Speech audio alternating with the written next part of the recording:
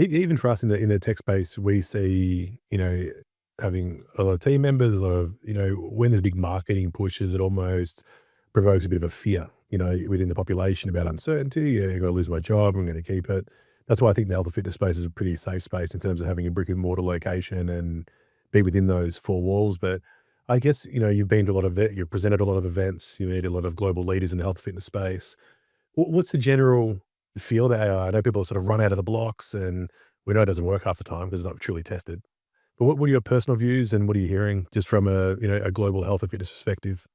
You know what? If I wind back 12 months ago, it was the only thing people wanted to talk about. It Yeah. was the question on every panel. You'd be like, well, what are you guys doing with AI within your business? And I don't think anyone really knew back then, maybe 12, 18 months ago. For us, we dipped our toe in the water in a couple of areas. I mean, big part for us is we were very in-house proprietary built for almost all of our software, all of our management platform and everything at Lift Brands. One of the key first initiatives that I went through was to remove that, to move us from in-house built to third-party infrastructure. Hmm. The amount of money that third parties are investing in their products and infrastructure, it just didn't make sense for us to do that. Let's be a gym franchisor, Mhm. not a technology business. Yep. And so for me, it's been very much around, well, what are our partners doing in that space? Understanding what does their roadmap look like and how's that going to impact our business and how do we have a say in what that's going to be? Hmm. That's been a big part of it. But there are some things that we keep proprietary, like our member journey with our app and other things, the way that we onboard our members, the way they go through their app. So there'll be a little bit of technology on that side, and especially on the fitness on demand side of the business. Yep. Which actually supports our Snap Fitness onboarding and our product there. So they do all the white labeled app solution for us and so on.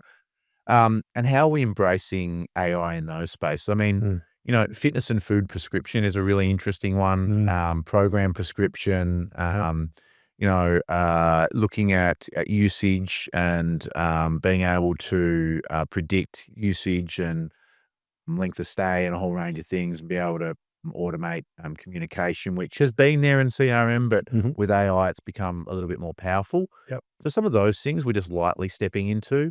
I think the other area that we have sort of tried to step into and we've done some piloting around is really understanding, is there an opportunity to reduce the strain on our club managers Mhm. by introducing, AI sales agents? Yep.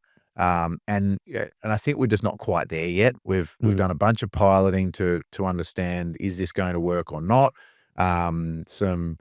We've tested everything from sort of auto dialers that will dial, your list of 10,000 past members within an hour and have called everyone and offered them a trial and other bits and pieces. And listening to some of that, it's some interesting conversation, and to a degree it works, but I just don't think we're quite there yet. Yeah. There's a lot of GDPR issues that we're navigating with consent and other bits and pieces like that, which Mm. I think for a lot of gyms and other businesses out there, they just don't have that. Mm. And so you've got to be very careful navigating some of those things, especially on scale like us. Mm. One location different, 1,000 plus locations, you can get into a lot of trouble. Um, so I think it's just gently dipping our toe into some of those things. We'll pilot, we'll see where it goes. Is it as good as what we're doing today? Yes, no, maybe. Mm. Yeah.